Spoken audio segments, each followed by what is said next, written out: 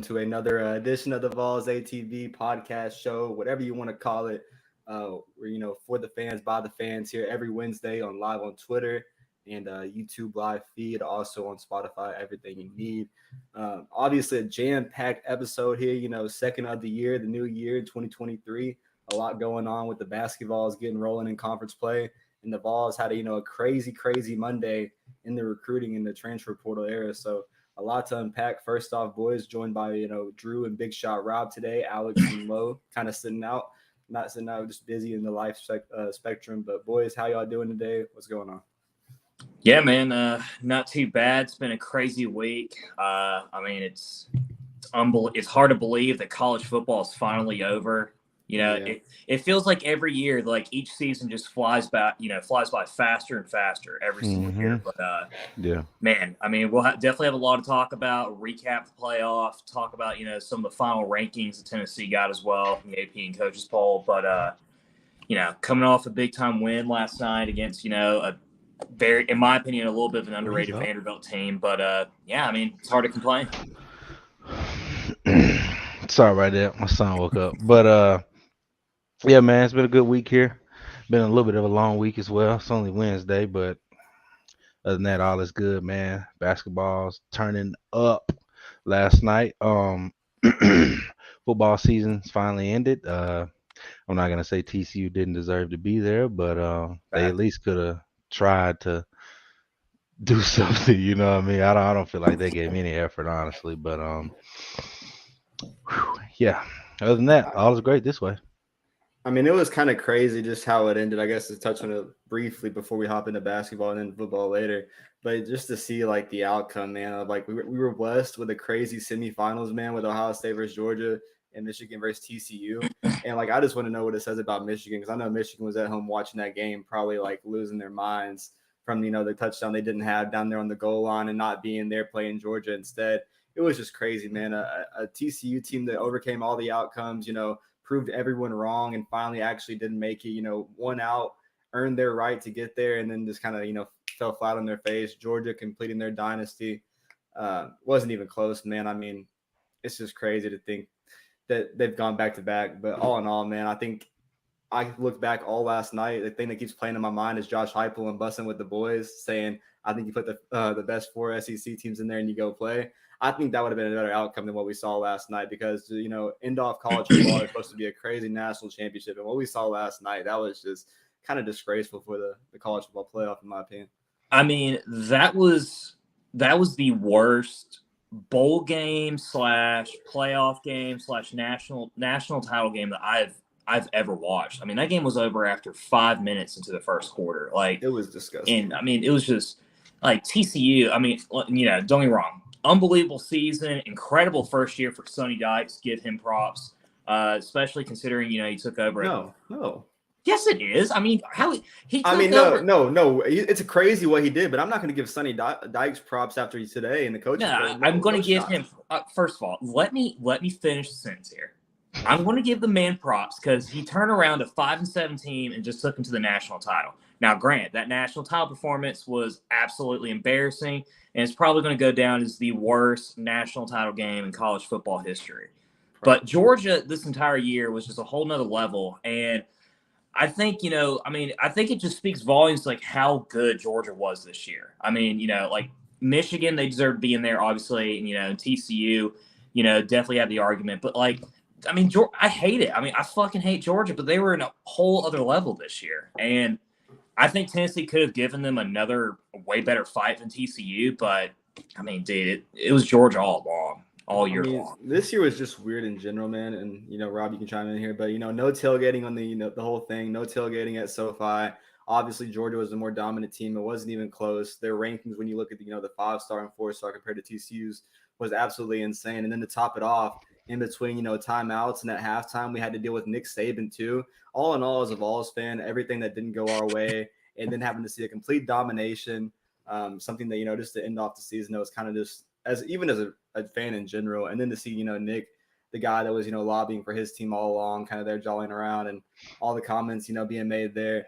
It was just, all in all, crazy, man. I can't believe that college football is over now. And, we have to wait, until the next year for it to happen until September, but just for it to go out like that too is just sheesh. Man, look, all these coaches voting in this coaches poll, I don't really care about that, man. At the Mhm. end of the day, the season's over with. Who gives a damn? I don't care when Nick Saban put us 25. I don't care if Jim Harbaugh put us 35. It doesn't matter, bro. At the end of the day, Tennessee went 11-2. Tennessee blew their shot to be in the playoff to get a rematch to Georgia. You got your ass beat by South Carolina, and it's unexcusable. It's literally inexcusable, man. So honestly, me being honest, taking my orange glasses off, I don't blame these coaches for putting Tennessee where they put them. Because after that debacle against South Carolina, man, they didn't deserve to be in the playoffs at all. They blew it. You know what I mean? So it's just some No, things you just can't excuse. But Nick Saban, lobbying for his team to, be in the playoffs after beating Austin P in one of the last few games, like man, that's just It'd be a ridiculous, really good bro. Austin P team, man. Yeah, bro, but it's Nick Saban. He runs college football. Everything he says goes. He gets what he Athletic, wants, whatever the case genius. may be. You know what I mean? Ohio State should have beat Georgia. For being honest, Ohio State was ready to. Ohio State outplayed Georgia 59 minutes and 57 seconds in that I game. I agree, but they also blew an 18-point lead. It's hard to say that a team deserved to win that game when you blew an 18-point lead, and especially a touchdown lead within the last 10 minutes of the game. Like, That I mean, but TCU did the same thing. yeah, that's TCU and fair. You know Scarlet what I'm General. saying? They did Yeah, the fair. same thing against Michigan. You know what I mean? When it comes to the playoffs, I feel like no lead is safe until Mhm. the SEC team is playing another team. You know what I'm saying? Like the SEC team seems to be the only one who constantly just blows teams out of the water most of the times when it comes to these mismatch games outside of the SEC, man. And man, SEC's just dominant conference. I don't have conference loyalty though. I don't give a damn about Georgia. I wish Georgia would have lost 65-7. I don't care nothing about them. All this, Yeah, ooh, conference loyalty. Nah, bro. Ain't no conference loyalty to me. I'll never cheer for exactly. Georgia. I never cheer for Alabama. I don't care who it is. I'm not cheering for nobody else in the SEC. I do not care. I want them to lose every single time. Facts. No, that's a factual statement. Yeah, I don't ever like, especially in the postseason when it doesn't affect us. Like, I'm definitely just not cheering Georgia for you guys. winning is bad for us. Yeah. Recruiting, they're just going to keep on winning these recruiting And, battles and every time. Hey, I'm glad you say that too, Rob, because I mean I've seen so many people on Monday before the game talking about, well, we need to support our conference because if the SEC, an SEC team wins a national title, then we all get, a chunk of that. And it's like, but it doesn't matter because I'm like, it just we're means that we're fucking going to have loaded. zero shot trying to get any recruits in the state of Georgia, and Hmm. even especially surrounding in Florida as well. Like Georgia being the new Alabama is like the worst case possible for us because we have to play them every single year. If it Hmm. was I Florida don't know, State, man.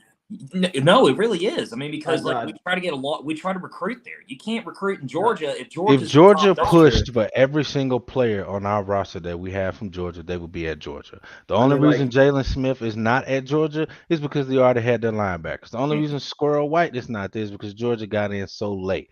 Davion only chose Tennessee over Georgia because he has deep ties to Tennessee. His and his Exactly. sister family's from plays here, there. his sister coming here. You know what I'm saying? That's the only reason we get these. I mean, that's just being real. The only reason we get recruits over Georgia is because Georgia don't want them. I mean, That's Except definitely true. Shamrov, ooh, I'm Umarov, yeah, pronouncing this wrong. He's the only Georgia recruit in a while that has legitimately chose Tennessee over Georgia because he wanted to, not because Georgia didn't want him. Kirby Smart flew a freaking helicopter on his football field to come see him.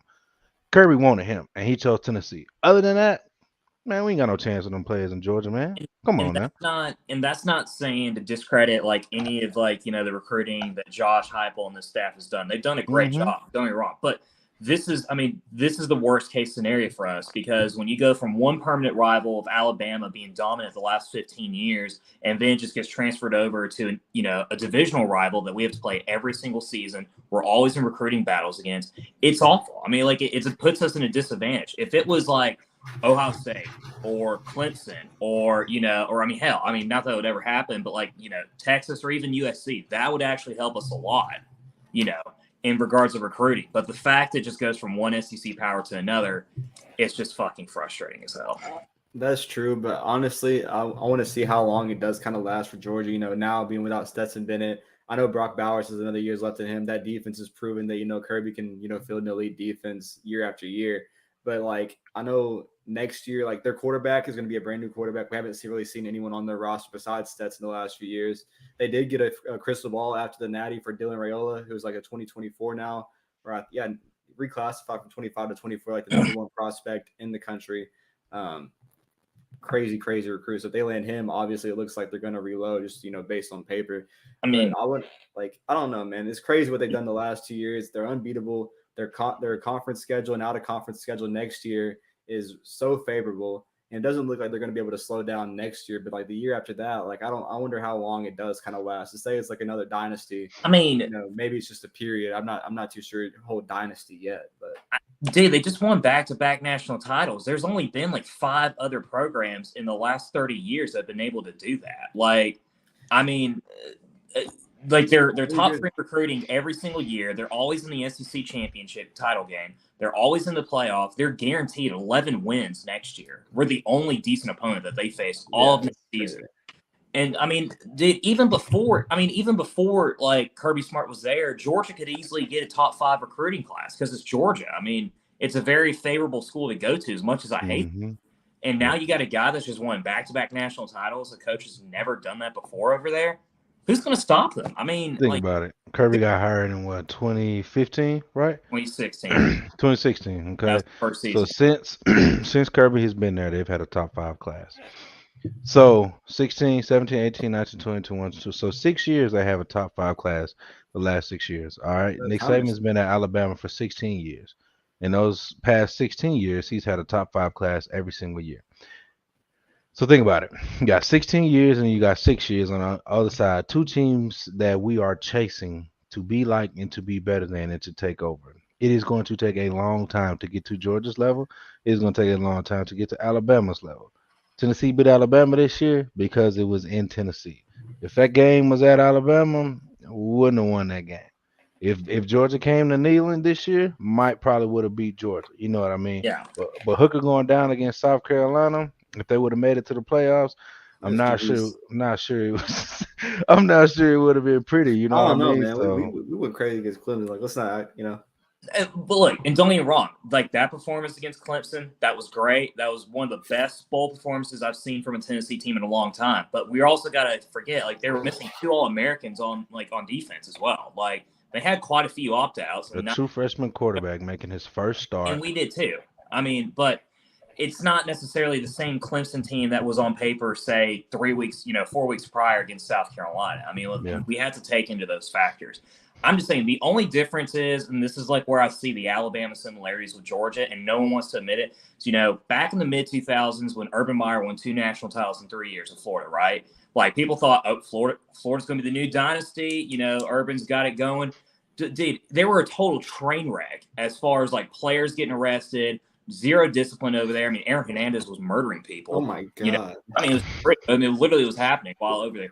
Dude, you don't hear any of that, Georgia. You don't. Like, that was like the butt-in joke like 10 years ago. It's like Georgia would have 3 or 4 guys arrested, every offseason and, play a guy after 4 or 5 games suspended going in. You don't do that anymore.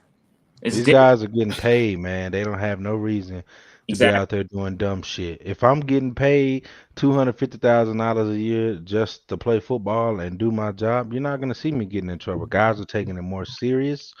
And they really want it. You know what I mean? Back then, I'm not going to say they didn't want it, but things weren't the same back then. They getting money now.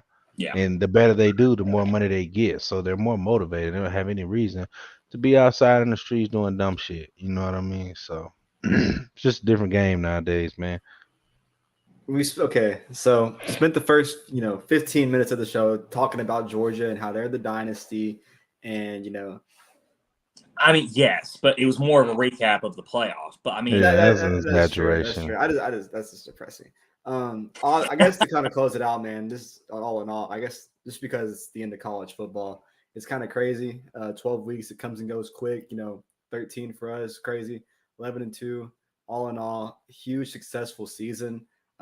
Now looking off into the off season, we talked about, building teams. You got to bring in the players. You got to have all that. I guess before we hop into basketball, let's go ahead and cover the portal news. Obviously, the big news, Tennessee going 3 for 3 on Monday in the transfer portal. Wide receiver Dante Thornton from Oregon, offensive tackle John Campbell from Miami, and Omar Norman Lott, the defensive lineman from Arizona State. That kind of tricked me. But Tennessee going 3 for 3 there. Obviously, 3 huge guys on their radar. Dante Thornton ranked number 1 on Tennessee's wide receiver board in the portal. Tennessee got their number 1 wide receiver target. Huge pull for Josh Heupel and Kelsey Pope, a guy that can go out there, play the slot and the outside. I think that's kind of huge. You might see him kind of, go 50-50 with Ramel Keaton and Squirrel White, kind of just rotating in and out of their, roles. Going to always find a way on the field. I think Tennessee's super excited there. A huge piece there. Offensive tackle John Campbell, a guy that was a 5-year player for Miami, has 2 years of eligibility left, played in about 35 games. A huge veteran guy that Tennessee really can just go ahead and plug and play on the offensive line. And then Omar Norman Lott, a guy that shined at Arizona State, was a 2-year starter there, and a guy that Rodney Garner, even last year in the transfer portal, went after super, super heavy. So to get him this year in this cycle, convince him to, go ahead and enter, come in, a guy that's super motivated, a guy that's probably going to be draft ready by the next year. Huge pickup for the defensive line. Tennessee going more and more active, kind of like going wishy-washy in the portal in the beginning. 3 huge pickups in one day. Doesn't sound like Tennessee's over yet. Obviously, there's been some departures. Walker Merrill since last week, he entered. Jawan Mitchell was a big name that entered the transfer portal that people were kind of shocked. Not a big name at all. Mm-hmm. True, but I think you're going to see more names probably enter here on the defense. But just all in all, man, the additions that Tennessee's kind of replacing and getting guys out, it's been a huge success. And to get to the stage and win more games, get to that final stage, and make a push next season to kind of repeat what we did this year, you're going to have more and more success. Drew, Rob, Tennessee's 3 pickups, obviously Dante Thornton, John Campbell, Omar Norman Lott. How did y'all feel coming out of Monday for Tennessee? Yeah, and I was expecting maybe 2 for 3. Pipe dream was obviously 3 for 3. So for them to get all 3 was huge. Just adding more depth in those positions. I think Dante Thornton's a great pickup, even though we do have a lot of talent already at wide receiver, just to have more of that experience in Power 5 conference to add in there and, potentially be able to replace Jalen Hyatt in that starting lineup, I think is going to help a lot. And it'll be good competition for, Ramel Keaton and Squirrel White as well. So I think it's just going to be a win-win for everyone. And, the John Campbell one's good. It's going to be hard to replace, Darnell Wright. Potentially probably a first-round draft pick, this year. Easily the best offensive lineman that we had all season, and best offensive lineman in the country, best tackle in the country, 100%. Oh yeah, but do add a guy that has 5 years experience, played in the ACC, which much as we talk about how everyone else doesn't like the SEC, ACC still gets decent competition. Just having that experience, I think it was definitely needed. I'm hoping maybe we can get one more guy in the in the offensive line. You just can never go wrong with having too many guys on the O-line. Omar Norman Lott, I was a little bit, surprised about. Same with John Campbell. Good to have that experience, but with a lot of the guys that we do have coming in that we signed, on the defensive line, I was kind of surprised we went after him. But you can never see the film, man. That guy is a dog, bro. Oh, I believe it. No, I believe it. I know Rodney Gardner's, went after him twice, not just one offseason, this offseason too, last year and this year. He made sure to target him twice. So when Rodney Gardner's trying to get you twice, it definitely speaks volumes for him for sure. But I really hope we get someone in the secondary, dude. That's still been that was gonna be my hot nug take of the show. Got to. Like I said, 3 shows. If I see fucking Kamal Haddon play one more snap, I'm gonna lose it. I will not.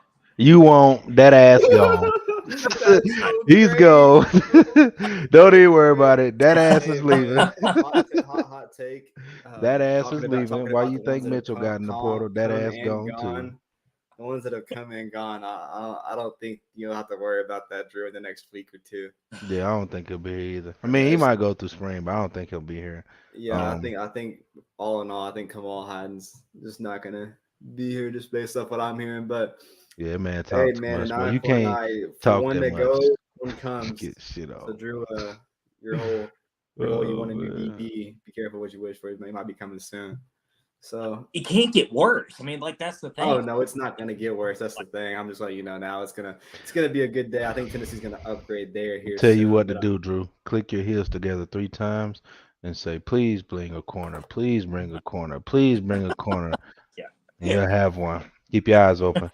I think, my personal opinion, I think Lott was the best pickup out of all three, simply because Dante Thornton, he's not coming in to do anything that Square White can't do. Run a go route, catch the ball, score the ball. That's essentially what he's coming in for. You know what I mean? Brew McCoy, 100% the best wide receiver on the team. Now that Cedric Tillman's leaving, and Jalen Hyde, at least physicality wise, he's more, of a physical bruiser. What he did in the bowl game, lowering that shoulder, hey, that turned hey me up right man, there, man. That that turned was a me up. missile from Joe too. Yeah, that turned me up. But yeah, man, Squirrel White, he can play slide, he can play outside, Dante Thornton, but I think Squirrel got his spot locked in. And but I do think Ramel Keaton will be the one that'll be pushed. But Ramel Keaton made some noise the other night too, so that was pretty dope. But I think the defensive line needed it because, don't get me wrong, the secondary was bad. Secondary was very bad, but at the same time, if a quarterback has 5, 6, 7, 8 seconds to throw the football, eventually someone's going to get open. You can't cover someone for that long. Mhm. We just need D linemen. We need pass rushers. So I'll take any and every pass rusher we can get. That's how I look at it. Not saying he's going to come in and be a world changer or anything, but the D line was much improved this year, but the D line still wasn't what, it normally is. Think about it. If you go back and watch that Georgia Ohio State game, the reason why Georgia could not wrap it up with Ohio State is because they could not get to, what's his name? CJ Stroud. They couldn't get to him. They couldn't, simply because that O line for Ohio State was blocking their asses off, and they couldn't get to the quarterback. So that's another TCU, weakness that's a weakness that Ohio State exposed on Georgia.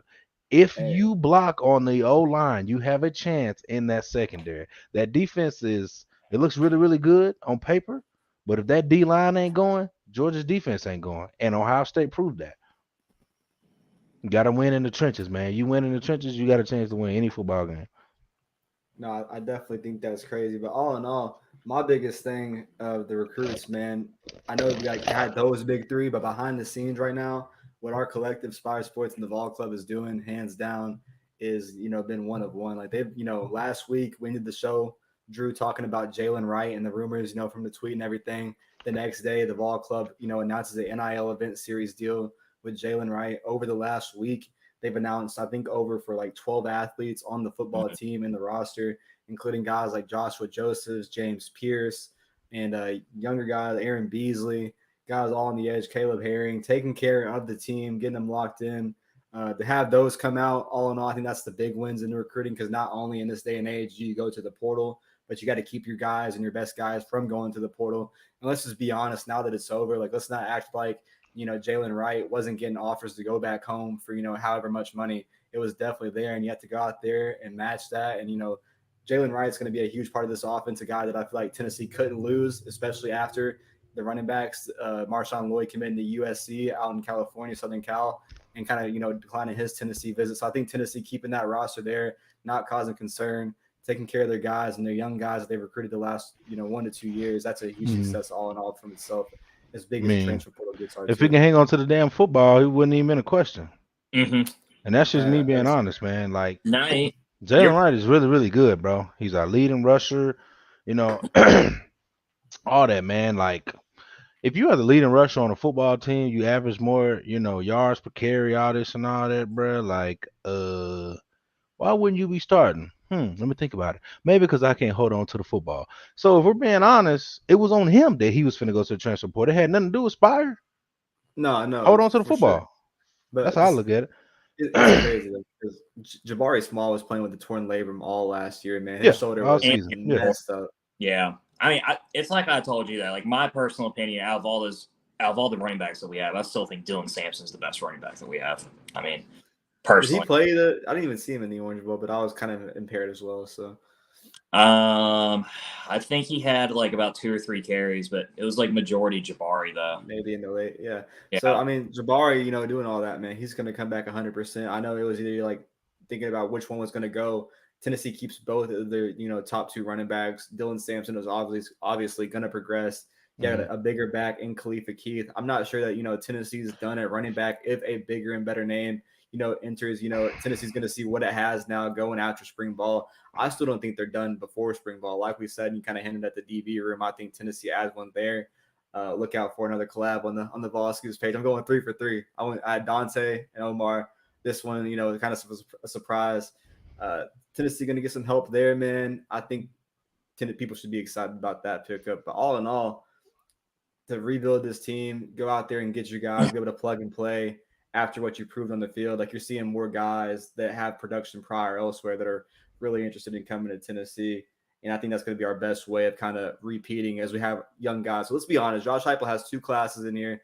He really needs, another 2 years of his own recruiting. If he can keep plugging and playing in the transfer portal and get production out of there at a certain positions like that, man, I think that's going to be best. But he definitely understands that the defense right now, I think it's going to be defensive heavy just because of what we saw this year. I mean, yeah. Oh yeah, no. I mean, and I don't think we have to worry about anything about offensively at all, as long as John's here. But man, they really got to emphasize, especially at the 2024 class too, on defensively. I mean, we just gotta. That's like the one missing piece. Honestly, if we can figure it out, to have a consistent defense that allows around 30 points or less a game, and not have a quarterback for over 400 yards. This team can win it all. They really can. I mean, they were close. There was swear to God, playoffs this year. The biggest thing on my radar after this past week that I learned was when the announcement of Spencer Rattler came back. I was so happy that he's going to have to come to Neyland and pay. Like, I really hope, man. Like, that's the one game this next year that I just want personally. I'm going to be there. I want it to be Neyland at night, just straight ass whooping, bro. It would be beautiful. Kind of far to look at it too. I hope so too, but defense has to show me otherwise. So. Oh yeah, man. I think all in all, offensively, maybe Tennessee looks for another tight end there. Obviously, still looking for a tight end coach. They have been offering tight ends with no tight end coach. Are they? Wink, wink. Obviously, Joey Halsell was announced the offensive coordinator and QB coach over the weekend. Huge pickup for the Vols. I think a good promotion. A guy that's proven himself time and time again. 15 years with Heupel, going back to OU. His offensive numbers speak for themselves. The quarterback play has been absolutely crazy. I thought that was a great way to kind of keep going and reloading. A guy, Heupel can go out there and trust, and we'll eventually learn the play calling, even though we'll know Heupel's going to call the plays regardless. Tennessee, going to find their tight end coach. Going to try to find a tight end in the portal. I heard they're going really defensive line heavy. Rodney Garner's kind of going and getting his guys. Might not be a guy to like guys that had production every year in and year out, but guys, have flashes, big body guys that are going to come in and fill playing roles. And I think the worst thing that can happen is you get a guy that's, a spot on the roster and a depth piece that can come in and give you 5 to 10 snaps, like a Caleb Tremblay a few years ago that we got from USC. And just kind of keep going out there and reload that and be able to rotate on the defensive line. Kind of says what they think about that unit, but for them to, kind of plug and play at the other positions but go D-line heavy, kind of says what their main goal is here. Trenches, man. SEC games are won in the trenches, bro. Mm-hmm. Won in the trenches. Georgia proves that. So. Mm-hmm. All in all, hey, man, look at us, though. Recruiting's good. Collective's good.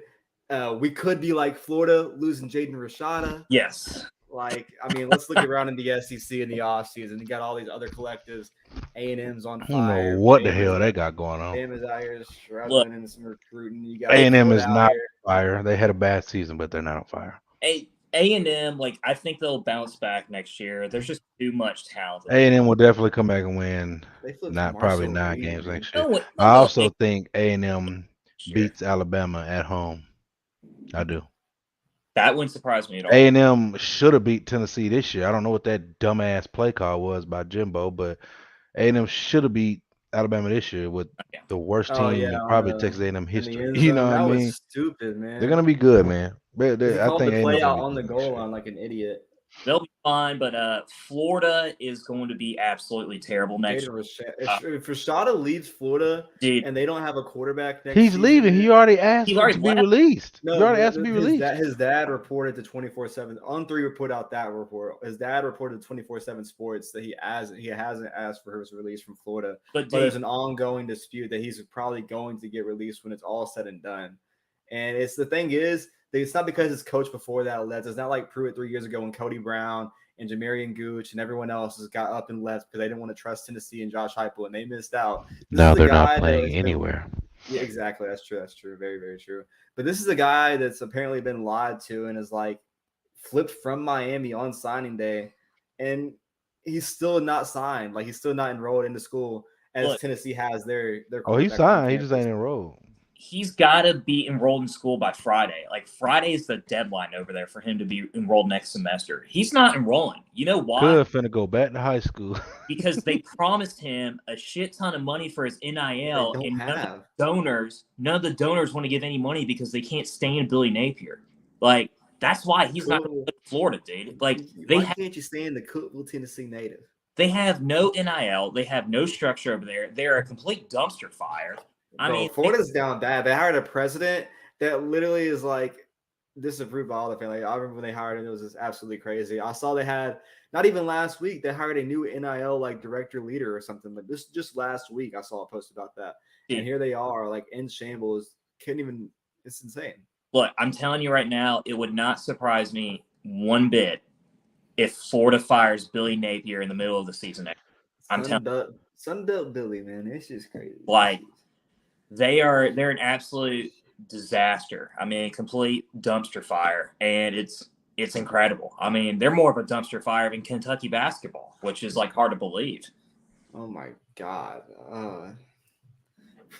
Yeah, it's just tough, man. I honestly think, man, I truly think that Billy Napier, you know, he realized and he really just stepped on the first, you know, SEC job available. But I don't think he really realized how bad Florida was down bad, because I truly don't think that Billy Napier is a terrible coach, but I don't think that he was as ready for the SEC as he thought he was, especially as, you know, Florida's deep down in the waters, man. No pun intended, as a swamp. But like, bro, it's just yucky down there. It's getting bad. They had a great class. Don't get me wrong. They closed pretty well. For as much as Florida missed out on in this class, from Camardi McLean, all in all, from every single 5-star DB, they were, you know, in their top 2. And they kind of, you know, still finish out at the top of the chain. Not a, you know, a crazy class. But then you lose your 5-star quarterback, man, because you can't, you know, get the check there before, like, you can't even cross the finish line and at least pay him to enroll before, like, you start fucking up. Like, you just lose him before. Like, that is all-time Florida, bro. That's just crazy. And if it comes out that he does go somewhere else, does he go back to Miami? Does he go out to Oregon? Does he go to one of those other schools? That's just, I think Billy Napier going to Oregon. They flipped some big-time quarterback. They got Nova sad, but let's be honest, man. Jaden Rashada is him. He really is him. Look. No, Nico Iamaleava is him. Oh, yeah. Jaden Rashada is he's still a really good quarterback. He's still a 5-star quarterback. He ain't got shit on Nico. Exactly. Miami signed like the number 32 ranked pro-style quarterback after Jaden left. I truly think that there's like room for him to go down there. The thing about Florida is they put themselves in such a shamble. They released their one-time in-state quarterback commit because he was on Snapchat singing a rap song, and he said, you know what, in the song. And he didn't have the pass to say the word that he said. So he got released from his commitment, and then Florida loses Rashada, or is about to lose Rashada. It's just crazy, man. Like, Rob, how? It's Florida, man. Look, man. You lose it. I do not blame any of these boosters. Okay.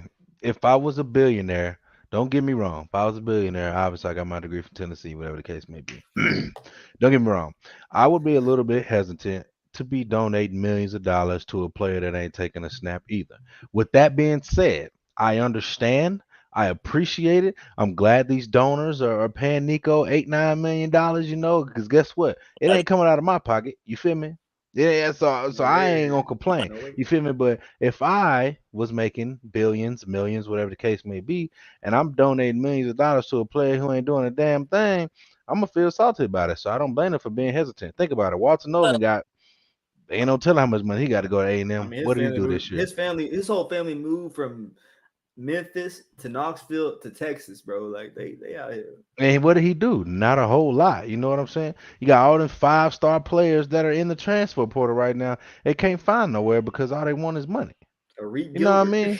Like, look at Eric Gilbert. Eric Gilbert is probably the most talented player that hit the portal this 2022-2023 season. Probably the most He ain't talented gonna player to go hit the nowhere. portal. And ain't going nowhere, man. Ain't going nowhere. All because he's a culture problem. And these coaches don't want to deal with players that have culture issues. A As you lot of people seen are like, oh, why are Tennessee. Tennessee missing on these targets in the Why transfer is portal? Tennessee getting Why rid of their Tennessee starting missing? linebacker? Why is Tennessee getting rid of Tennessee their starting is quarterback? not playing when it comes to culture. If you do not fit the culture of the Tennessee program, you will not be at Tennessee, and Tennessee will pass on you. So some of these JUCO players and these transfers Right, that Tennessee has Davis. passed on, it is because culture-wise, the staff feel like they didn't fit. Tennessee is now in a position to where they can pass on players and choose culture over talent. They can do that now. And look, I mean, in most cases of people of guys that enter the portal that are extremely talented, 4-5-star former high school recruits, the majority of the reason why they're in the portal is because they were forced into the portal because they don't, as Rob said, they don't fit the culture. The only few cases is like guys like Jared Verse, where they come from an FCS Oh, he was school on fire. and they are way Dog. talented to play in FCS football and gets, go over to Power 5. But most of the time, like if you have a guy that like is leaving Auburn or leaving Ohio State or leaving Michigan, and like they were this 4 or 5 star recruit, but they didn't really play. There's another element as to why they're not they're not at that program anymore, and Mm-hmm. it's necessarily a good time. And we learned that the hard way this year with Kamal Hadden as an example. Like we thought we were getting steal because he was a defensive back from Auburn. We're like, oh well, he's from the SEC. Ass. He was a former JUCO. He was a dog in JUCO. Like he had a few good plays. Obviously, I mean, who cares? Like, listen, JUCO might as well be high school football, dude. Like, hey, yeah. The only good thing we've got from JUCO is Desmond Williams. I mean, Desmond Williams a dog at return. I ain't gonna lie. I mean, but He need to get on like offense like because we he said, can't man, play there's defense, I guys we guess. saw all season, the whole beating on the chest, the whole overly thing, the whole misplaced thing, and like the overly extraness, and it doesn't come with anything positive in return. Like Tennessee's gonna go out there and try to find something better, and if it makes guys that are there hop in, so be it. But Tennessee's gonna go out there and get a guy that they know they can be confident in. And it's going to be a guy that's proven that he can do it before. The Tennessee's getting production if it's on offense or defense, and I think definitely that's a position to see Tennessee definitely look out for in the next couple of weeks. Wink, wink, but not even weeks, maybe week, wink, wink. But definitely would be a huge pickup. Definitely, I think does need help there. We saw it all season long. The help is on the way, as Tyreek Hill said. Tennessee is going to continue in the portal. Wouldn't be surprised if more guys left. The more people that leave, the more action Tennessee's probably going to see. Just with the roster limitations that might be left over, that really aren't left over, as long as you follow the 85-man rule. Still to this day, waiting for our sanctions to be, which I think we'll probably get within the next month or two. But like, we should, man. I think people as well, like they shouldn't really worry too much about Jawan Mitchell, entering the portal because I mean, honestly, it seemed like every 2 or 3 months it was like a situation as like, why is he suspended? Is he going to be back on the team? Why is he not playing? Exactly. And like it always felt like there was something. Think about it. Buddy was suspended the first 2 quarters of the bowl game. He was suspended the first 2 games of the season. Do I know why? Yes. Am I gonna share? No. But think about it, man. Like he's just always in trouble. Jeremy Banks, prime example. Jeremy Banks wasn't in the South Carolina game. Why do you think? You know what went down. You know what I'm saying? Jeremy Banks ain't 63 points good, but Jeremy Banks is, he was good enough. Brian G. Marie as a freaking linebacker coach. Yeah, That's the but thing, man. at the end of the day, Jawan Mitchell leaving and Jeremy Banks leaving is best for Tennessee defense and for the linebacker I think room. his replacement's already here in Keenan Pilley. I think Aaron Beasley. There's no think. Yeah, it's factual. 100%. Yeah, 100% he is. But Keenan Pilley, obviously there. Aaron Beasley proved in the Orange Bowl that he's going to be a linebacker one. Arian Carter is a guy that you can watch out for. The Tennessee secured laid over Alabama. Huge in-state guy there. Elijah Herring has a second year under him. We have linebackers coming in Jalen Smith and Jeremiah Thielander. Caleb Perry is going to get involved. There's a lot of bright spots on defense, but obviously with as much young guys as you're trying to put confidence into, you want to have these guys coming in like Keenan Pili, who's been a defensive leader, like someone blank Rob, who's coming in that has had that experience somewhere else. I think if they come in and you have that defensive leadership, Omar Norman-Lott, Omari Thomas on the defensive line, guys that are on offense, like it's going to be all in all. I think the veteranship and the leadership that has to be there for, to be successful. Yeah. And I mean, I think Heupel has learned, especially this last offseason as well, that he's just only, as Rob said, only focused on guys that are going to be able to fit in the culture. I mean, a perfect 100%. Lincoln, who was there for a lunch and then, got kicked off the team 3 hours later. So, just because you got all these accolades being a 4-star running back, or, that you had, several touchdowns at, a former top 10 school doesn't necessarily translate that you're going to be doing the same thing at another program as well. So let's think about it like this, man. When it comes to the transfer portal, here's the easiest way to explain it. When it comes to transfer portal, if you're really, really good at a really, really good school and you're in the transfer portal, chances are you're the problem. And I'm just saying, now you will have some instances like, a Jordan Addison who got offered $3 million to go to USC, whoever the number was. I don't know if that's factual or not. But that's what was floating around. You will occasionally have a really, really good player who will want to go to a better team and try to win more, new quarterback, whatever the case may be. So every once in a blue moon, yes, but more than likely, you're not gonna catch those kind of players in the portal, man. You're just not. Yeah. I think, hot take 2023 Tennessee. They've already picked up. This is their 5 transfers incoming now. Obviously, some on the way out, some more going to be on the way in. The 5 transfers that we have now and the undisclosed transfer that I think we're going to definitely 100% land. There's just no way, man. I think we go out there. The schedule next year, it's not favorable. Like we have a long run haul, a really good UTSA team in the mix of some tough games. But I really do think that 9-3, 10-2, repeating that is definitely on the table. I think that Tennessee is going to be able to go out there and bring these guys and just play chess with people. 9-3 should be the bare minimum. 10-2 should be the expectation. I understand UTSA, has been a top 25 team the last couple of years, but there is no quarterback's 30 and he's coming back. But dude, there's no reason for us to not win that game by 3 touchdowns. Okay, and there's also no reason for us to not beat Virginia by 3 touchdowns. And there's Virginia, it's gonna be like TCU Georgia. I can tell you that right now. Virginia is ass. I was gonna say something really, really bad, but I'm not gonna say that. And there's no reason for us to not beat UConn as well by at least 3 or 4 touchdowns too. Even though they are much improved under Jim Moore, I'll give them that. But our schedule is still relatively favorable. I mean, it could be a lot. Alabama got a lot to figure out when it comes to quarterback. Ty Simpson and Bryant Denny, Joe Milton, Ty Simpson. But think about it. Ty Simpson didn't even beat out Milroe or whatever. Milroe can't even throw the football. You know what I'm saying? So while he had the chance, Ty messed up. Ty's dad messed up. They both got a beaten foot. No disrespect to Ty Simpson at all. No disrespect. His daddy, but I think he was a little bit overrated. I do. He was in what, a 2A conference, 3A conference, whatever it was. He was in a weak conference, man. They only bumped him to the 5-star because when Jeremy Pruitt got fired, they knew he wasn't coming to Tennessee. They knew he was going to Alabama.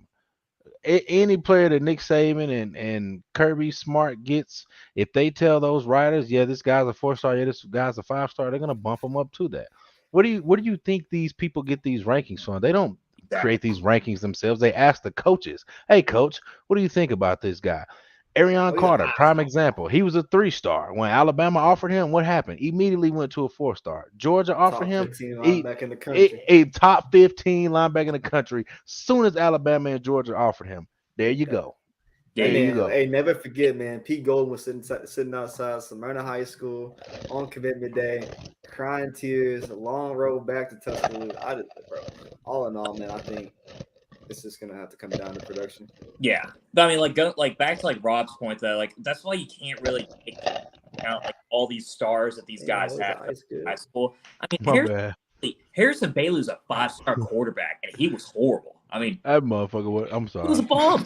He wasn't no 5-star. That guy was He was throwing to Eric Gilbert. Of course he looked good. Vanderbilt Keaton, man. yeah. That was blessed in Marietta, Georgia. Like, let's Come be on, honest, man. If bro. I was in Marietta, Georgia, and I was playing If high I school was road to throwing board to football Eric on these, Gilbert, I I'm would have getting, looked good too. man. And think Look, about it. Brian Maurer All in could all, have went to Ohio State over Tennessee and chose Tennessee. Why? Because JP dropped that bag and look at him. That mofo is at SFA. because he done let that now, credit card in the strip club. But okay. All in all, man, What do you mean by Tennessee that? transfer portal, I think is great, man. I think it's definitely a difference between what we were just speaking on 5 seconds ago and the culture they're trying to build through the portal now. Obviously, you go out there and try to get everyone you want, take every single guy that's going to commit. But Tennessee's being smart, taking a process, and it's looking out for him, man. Their number one defensive line target, number one wide receiver target, and they got a guy that's been a 5-year vet at the offensive line. I think all in all, you continue to plug in these pieces of your losses, guys that you figure out in spring what you kind of need as Tennessee goes in there. It's the day and age where, guys, it's not going to be your new favorite player is going to be a guy that's, kind of build his way up. It's going to be a guy that comes in and probably produces through the portal. There's going to be a lot of guys that come in and weren't, Tennessee Vols for their first few years that become VFL. So I'm super excited for next year, see the run we kind of go on. Got a lot, as much as that's going well. Tennessee having a historic SEC season in football right now in basketball. The BasketVols undefeated in SEC play, 3-0. Ole Miss, Mississippi State, South Carolina, and now Vanderbilt. Huge wins last night down taking down the Vandy boys in Knoxville. Drew was in attendance with Lowe live in action. It wasn't the beatdown that we've given South Carolina, Mississippi State, but it was still kind of a beatdown. Tennessee playing great offense. I thought the shooting was kind of well. All in all, Drew, what was your kind of first takeaway from on the scene? Yeah, it was a really rough first half to watch. And I think one of the reasons why is just because I think our guys just thought they could just show up and just win this game out. Because they didn't really have that intensity on defense that they usually do and weren't really that creative on offense as well. And I'll be honest with you, Vanderbilt's not that bad. I know their record says otherwise, but man, that white center that they have, Liam Roberts, dude, that guy. He was going stupid. Hey, that boy's a dog. That boy was punishing Tennessee. He was the best guy on the court. He's a baller. He really was. He had 18 points, 4 of 9 from shooting, 10 from 12 from the free throw line. He's also played 10 years though, so he's kind of like Hendon Hooker. He's been in college for a minute, you know what I'm saying? No, but he causes problems, but I thought the second half performance and response was impressive. Julian Phillips is just getting better every single game, and especially in conference play, which is exciting to see. I'm really excited to see him play Saturday. I think this Kentucky matchup is really favoring losing to South Carolina. I'm telling y'all, man. Can we confirm? I know we're still on Vanderbilt. Can we confirm that Kentucky's ass? No, we cannot confirm that. No, we can't. I told y'all last night, bro. Y'all thought I was crazy. Kentucky is gonna bring it Saturday, bro. Kentucky's gonna bring it. You crazy as hell if you think Tennessee is about. But you crazy if Rick Barnes didn't see what he just saw against Vanderbilt and isn't gonna clean up against Kentucky. You not hearing me, bro? You not hearing me? Kentucky damn near might win this game Saturday. I'm telling you, bro. Listen to me, bro. Kentucky is about to play their best game of the season Saturday. I'm not saying they're gonna win, but I'm telling you, don't think Kentucky finna come into Knox Vegas and lay down. They're not gonna lay down, bro. It's just not gonna happen. It's not. I agree with Rob. I don't think this is gonna be a game where we're gonna crazy. I don't think this is a game that we're gonna win by 20 or 30 points. Now, don't get me wrong. I watched that Kentucky South Carolina game last night. That was awful. And South Carolina almost completely blew that lead. Absolutely. They were points with 2 minutes. Kentucky almost blew their lead against LSU the other night too. But the thing is, dude, they still have Tshiebwe. All right, they're still a team full of 5 stars, and no one wants to say it. I know their fan base doesn't want to say it. We're their biggest game of the year. We are. We're their biggest game. Apparently, Case and Wallace will be back too. And I'm telling you, I think Rick Barnes is going to clean things up defensively for us. But my problem is, though, and this is the one thing that I've been saying all year, is that we are so inconsistent on offense. We'll have games out there like how we did last Saturday against South Carolina where we're making everything and playing on fire. And then we have moments like last night where in that first half we couldn't get anything going. There were so many possessions where the guy had just chucked the ball up, hoping that we would make contact with the rim to, reset the shot clock. I mean, and Kentucky's not good defensively, but man, they still got the Sheboy, and Sheboy's, in my opinion, the best center in America. And we just got punished by a big ass white boy last night who ain't better than Sheboy. So. No. I think it's gonna go two ways. It's gonna be either one, a nail biter in Knoxville, or two, it's gonna be Tennessee with the home court advantage, going down to the post early, getting Sheboy up out of there, getting him in foul trouble early. Tennessee going on their runs. If Vescovi and Zakai can shoot, Triple J is gonna be involved. There's Julian Phillips. I said it, in last week's show, there's gonna be an SEC game. I've seen it in my dreams. I've seen it everywhere. Julian Phillips is gonna break out. If we think 15-6 was crazy against Vanderbilt, which is a really good performance, I truly think the best is yet to come for him. I truly think before the end of the season, he's going to have something kind of crazy like that. If it comes against Kentucky, I don't know, but it would, be much needed. I think the down low game is going to be a great game for him to kind of prove himself after this game against Vanderbilt. If he can bounce back with 2 games in a row against Kentucky, that's going to be, guarding him really well. Just all in all, man, this game, it was kind of wild. Cam Wall still not missing a shot until he went 2 for 7. He was like 2 for 2 at first. Then goes 2 for 7. He was back to his old roots. I mean, like that, you knew that he was going to have an off night, and don't look like he has fixed his fadeaway shot tremendously. I mean, it's actually really frustrating as hell, especially watching live. That he can't take a contested 2 feet shot, and be physical, but he'll drain an 8-10 foot fadeaway every single time. It's actually really remarkable. I haven't really seen a center do that almost ever. But dude, Klopsich played great last night. Double digits, 11 and 6. The one thing for me though, that my biggest takeaway was that, man, we were clutch on the free throw line. I mean, going 14 for 15. That was, especially with those last 2 minutes where we kind of blew the lead a little bit. Mm-hmm. Going from about a 15, 16 point lead, to making it an 8-point game. If you don't make 14 out of 15 of your free throws in that game last night, hit them all. Julian Phillips, one of your best free throw shooter, hits the front end of a 1-on-1. Yeah, can't have that, man. Yeah, everyone misses, but can't have that. That was clutch from them, but man, they got to continue that, because I really think if we are shooting 65-70% from the free throw line on Saturday, it's going to come at us. But I will say, I know Tennessee remember that ass whooping they got last year at Kentucky. Mm-hmm. They remember it.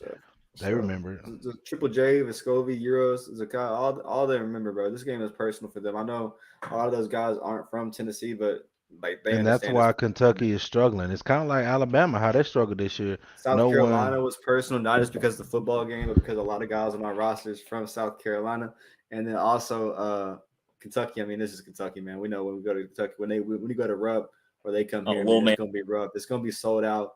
11 a.m. tip, man. That's kind of crazy, right? 11 a.m. or it's noon. It's noon over there, which is still it's 11 a.m. here. Early game, but man, it beats a 9 p.m. tip off on a Tuesday. That was cool. I was lit, bro. I got my socking done. I got all my work done. Then I turned on the game. I was loving it.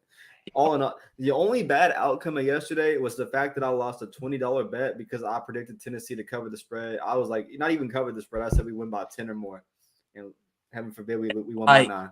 Why you don't bet? That's why you just don't bet the Vols, dude. You don't ever. The only reason I did it, I was hot at work, bro. I've won 4 bets back to back. I won a couple games of rock, paper, scissors. I was on fire, bro. So I had to. So all in all, but hopefully my luck, that I don't have transition to the Vols this Saturday. There's no reason. I think after we've seen the performance from Kentucky the last few weeks, the trajectory Tennessee's had in SEC play. I know this conference is scary good. We play, beat Vanderbilt, but Vanderbilt, played Missouri really well, a really good Missouri team. Mm-hmm. We didn't, just beat a really bad Vanderbilt team. They're a really competent team. South Carolina, we, smoked them, and they went out there and beat the Wildcats. I think, we're going to have to come ready to play. You can't sleep in SEC conference play. That's been proven so far, all around the conference. But I definitely think on paper and what we've seen so far, Tennessee, if they play their best basketball, if they play what we saw the last, 2 to 3 games, they should go out there and handle this Kentucky team. There's just no reason. Kentucky fans are checking out. A lot of them are questioning their program. I left my wife. This is what I get. Rupp was halfway empty yesterday. Guys decided to go back to the coal mine instead of watch Kentucky basketball against South Carolina, Drew. They went back down in that coal mine and said, forget, like, they're checking out on Calipari. The Agreed, reports are coming out with him flirting with Texas. I think Kentucky needs this win. Calipari needs this win. Man, And it's gonna be the barn burner when they come out here and Rick Barnes bends Calipari back over, smacks him, said, "Who's your daddy?" This is a must-win situation for Kentucky. Honestly, if they're going to have any shot of making even the tournament this year. We're going NIT. I don't know if they go NIT. Tshiebwe turned down a top 5 draft pick for this. Oh, no. I mean, imagine if he had left. They'd really look bad. They haven't gone. They don't have a tournament win the last 4 years. But dude, the thing is though, like I'm just saying, like we do not need to be overly confident about this game on Saturday. Don't get me wrong. I'm excited to be there. So it's gonna be rocking, especially with especially Chris Lofton retiring his number and everything. It will be a great. That's what gives me hope. Them retiring Chris Lofton's jersey. But Rob, you're supposed to. You're the Chris Barnes guy, or not the Chris Barnes guy. Oh my God, the Rick Barnes guy. But I'm being real with you, bro. I'm being real with you. Kentucky is pissed. Okay, they just lost to Tennessee. Shouldn't have lost 2 for 1 for 2. Chris Lofton is getting his jersey retired Saturday. You think they don't want to spoil that? You think they ain't finna come out there with their hair on fire? Come on, man. They got all the ammo in the world to come into Knox and win this game. I'm not saying they're going to. I'm just saying they can't go into this game thinking that they finna lay down because they lost to damn South Carolina. You can get that out your head. That's dead. I just truly don't think. I don't think Knox will let it happen. There's 2 ways this game is going on Saturday, right? Because Tshiebwe has already been calling out his teammates, saying like, that we need to be playing guys that have fire, and if that means I'm gonna play a walk on, like put them out there. Down bad. Edwards to Kentucky. It's going to go 2 ways. They're either going to come out red hot, and we're going to have to find answers quick offensively to be able to catch up, or B, it's going to be a 35-point win. I mean, like we're gonna smoke them, man. There's no in between. I'm kind of like Rob. I think it's going to be like a single point, single digit game. I think it's going to be, down to the final seconds. But that's how either way it's going to go. Like it's not going to be an ugly grind out win. It's either they're going to come red hot and they're going to give us everything they can, or we'll win this game by at least 25, 30 points. Yeah, I agree. I do. I'm gonna get out of y'all's hair, man. My son won't be quiet, but hey, I love y'all. I'll see y'all next time. Yes, sir. BBO. Yes. Thanks for the invite, man. I'm always appreciate it. I'm sorry I had to bounce a little early. My son needs to take his ass to bed. Daddy duty. That's crazy. Yeah. I gotta turn the dad mode, man. But yeah, I appreciate y'all again, man. I'll get at y'all later. Appreciate it. Yes, sir. Drew, Tennessee basketball, man. Impressive start, obviously, after the season's kind of started off. Lost to Colorado, lost to Arizona. Arizona, had its own thing in general. Let's just not talk about that tonight. I want to wipe that away. Conference play, they started out on fire. A huge turnaround, really positive turnaround. Everything we kind of wanted to get fixed that we were kind of worried about getting proven there. The offensive spark that we knew we needed was there the first 2 games. It was kind of questionable last night, but I think it's going to be there when it comes to Saturday in Kentucky. I truly think that maybe, hey, they're not used to playing 9 o'clock tips, like you said. And we're just, expecting a win to go in there and get it done. Kentucky, they know it's personal. I know Rick Barnes is chewing them out. I know that we're going to be better prepared, but I do understand that Kentucky is going to be on fire. I just think that Tennessee is on paper the better team, and Triple J is back. This team has leadership. It has confidence. It has swagger, and they're kind of just getting started. No, I mean, I agree with that too, but we got to find some consistency on offense. Like my biggest thing from last night as well, that I think Triple J wound up having, 8 points, if I'm not mistaken, 7 or 8 points. But dude, he's struggling again with shooting those corner threes. And you remember last year where the second half of the season from February to March, he was locked down. He was on fire. He's going back to he looks like how he was at the beginning of last year, which is just he can't hit anything. That's a good thing. I think that will improve over time. I do, but.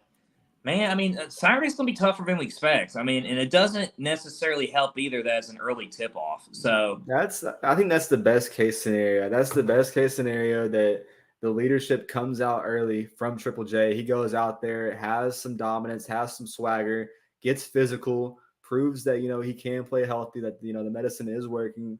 Maybe go out there, put a Wildcat on the poster, send him back to the coal mine. I think someone that's on the roster that understands it most with the fire If it's not Zakai Ziegler from his past with Kentucky, it's going to be Triple J. And, the bickering back and forth and him having to take that L last year and not going 2-0 and not completing the process of the teams before him, I think it's going to be personal for him. I think he has a lot to prove to himself and being healthy. And if it comes in TBA on Saturday with the early tip, that so helps it. To have Vescovi and I think it was Julian Phillips with 15 apiece, Zakai and Triple J with a quiet 7 and 8. That worked against Vanderbilt, but the early starts, I think we're going to have more guys, getting more points in the double-digit figures. Whenever Tennessee has, 3 or 4 guys in double digits, that's when I kind of feel more comfortable. That's what we kind of saw in the first 2 SEC games. I want to see more guys being able to score. That can come from, Tyree Key, Julian Phillips, guys like that. So be it, but that's going to be the success that comes from winning. Because our defense, if South Carolina didn't score a point in the second half, we still would have won that game. But I think Kentucky and his teams more approach and figure us out that you're going to have to go out there and put some offense. Like you said, it's the biggest concern is the offense. I mean, and Kentucky's much more talented than South Carolina is. And I know they lost some last night, but from a roster perspective, Kentucky's probably one of the most, top 2, top 3 most talented team in the conference. It's disturbing how bad they are this year for how good they should be. It really is unbelievable. But who is South Carolina's head coach? I don't even know who they coach. I don't know either. I'll be honest with you. We played them. I watched them last night. I'm still not sure who their head coach is. But regardless, though, I mean, Saturday's going to be a good game. We got to expect them to give their complete all this game. I mean, and we got to make some shots early. Like if we start getting these scoring droughts, kind of like how we did near the end of the first half, and let Kentucky hang around, it's going to be tough, dude. It's going to be tough to get that win. But I'm excited. Before we finish up, though, you got to hear the stat that I found the other day regarding Tennessee athletics, right? So on Monday, this was the first time since Christmas Day in 1967 that basketball has been the top 5 of the AP poll, while Tennessee football was in the top 10 of the AP poll. Think about that. If we didn't get screwed out of the top 5, how crazy would that stat be? It would be the first time ever where we had 2 teams in the top 5 at one point. Yeah. No, I mean, what the fuck, man? Fuck you, Sonny Dykes, Butch Jones, David Doran. They're still. I have a whole list. Hold on. Greg Schiano, David Doran, Nick Saban. The only guy I can think is Kirby Smart. I can't believe I'm thinking Kirby Smart, but Kirby Smart actually put Tennessee 5 and Alabama 6. He knew. But regardless, though, we've, as fans, after what we've had to endure the last 10, 15, arguably even 20 years, really, we're now in the golden era of Tennessee athletics. We really are. I mean, we had a football team that just won 11 games, won the Orange Bowl convincingly, a top 5 basketball team, a preseason number 2 baseball team, which probably we're just getting started there. We're going to fucking Omaha. Honestly. I mean, this is like what we've all dreamed for. So let's soak it up. Let's enjoy it.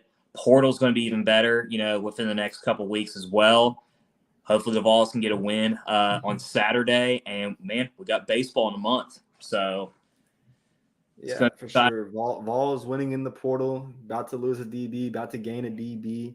All is well. Josh Heupel building his roster, gonna reload. Baseball looking hot. Tony Vitello and the boys getting ready out there. All the transfers that came in from last year are going to be big there as well. And then the BasketVols, big game against the Wildcats. Really excited for that one. Score prediction for me, Drew. I'm thinking Tennessee goes all out. I'm thinking Tennessee 77, Kentucky 58. Oh, I'd be pretty happy if a 19-point win. I want to go with 71-67 Tennessee. 71-67, a 4-point. Yeah. I mean, that's acceptable. A win's a win. I'll take a W no matter what. I just think, I don't know, man. I think the defense is going to show up for real. I think Rick Barnes is going to get them locked in. If they keep Kentucky under 70 points, I think we'll be more than fine. It's just I think they'll keep them under 60.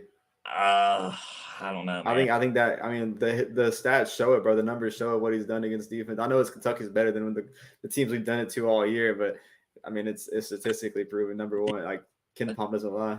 Indeed, we Besides allowed against Mississippi State. We allowed nearly 70 points against Vanderbilt on Tuesday. We allowed over 75 against Colorado. And the thing is, man, is that this Kentucky team is much talented than both of those teams as well. I think we're going to win. I think it's going to be a whole lot closer than people think. I think it's going to be a whole lot closer than we want. But regardless, Vols will still be 5-0 after Saturday conference play, and we'll probably be at least number 5, if not number 4 in the AP poll next Monday. Yes, sir. Yes, sir. All in all, even though the Vols got snubbed, a huge closing out for the finish of college football. I can't believe that's over, but we're blessed with successful athletics all around. We're not a one-dimensional program like Georgia. So the Vols out here, we got stuff to look forward to. Tony Vitello, Rick Barnes out here, putting guys on notice, ready to go into conference play, ready for everything to get started. Look out for, Vols transfer portal action next week, some more additions. Probably next week we'll talk on the show. And hopefully talking about a Kentucky victory. And who do we play after Kentucky? I have it right here. I'm done. Playing LSU, traveling to Baton Rouge on the 24th. Or no, actually, we play Mississippi State again. Yeah, it's Mississippi State, Starksville, and then we play in Baton Rouge as well. So two road games before we come back home and play Georgia. Going to be a tough stretch for the Vols because right after that, they got to play a probably motivated Texas team who just lost their head coach.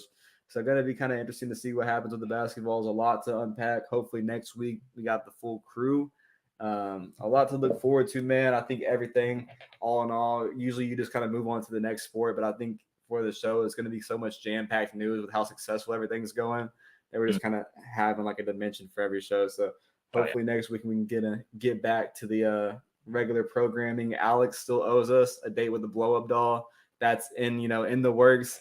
Didn't happen in Miami due to budget cuts out there, but we had to make ways to work, man. We were down bad. So we're gonna try to get that done and then just kind of look out for everything, man. About to have some fun in 2023 and make some more content. Hopefully next week have the Vols with a dub. Drew, any final comments before we close it out here? No, man. It's just it's sad a little bit. The college football's finally over, and now we got to wait, another 7-8 long months until it's back again. But I think it's going to be an exciting off season. I think we're going to get a lot of key additions. I think the team's only going to get better. And who knows, maybe 2023 will even be better than 2022. Hey, man, it's looking kind of crazy. Obviously, the talent you're bringing in, I think we're going to be able to see, especially offensively. They look promising to be able to be plugged and played in on the offense. I think Tennessee's confidence they can go out there and revamp the defense, get rid of bad pieces and bring in new pieces, which we're seeing, the last week or two. And I think all in all, man, is just I think everything's on the table for that. I think Tennessee has all the chances to go out there and kind of build itself in this new day and age of college football. All in all, Tennessee's collective, inspired, and everyone else has been on top of it. So to see all the leadership there, man, it's going to be fun to cover. But hopefully we pull out this, huge basketball win. We own the state of Kentucky, send them back to the coal mines. Yes. It's going to be a fun one. I know me and Drew, we look forward to that every year. So let's go out here and get this W. Hopefully next week we have a full-time show. And until next time, tune in on Spotify and everywhere else. Good night and go Vols. Go Vols.